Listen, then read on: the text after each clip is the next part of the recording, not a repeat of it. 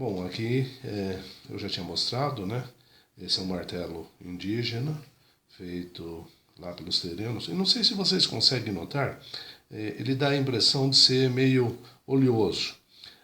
Ele é feito com madeiras sagradas de lá das florestas.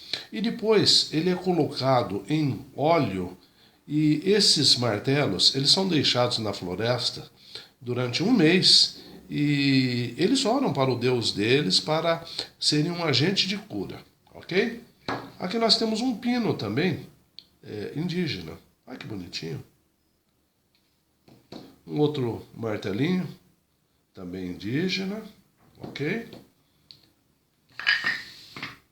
Esse é um martelo estilo tradicional. Note que essas madeiras aqui não são pintadas. Isso aqui é uma madeira, o original dela é assim, ok?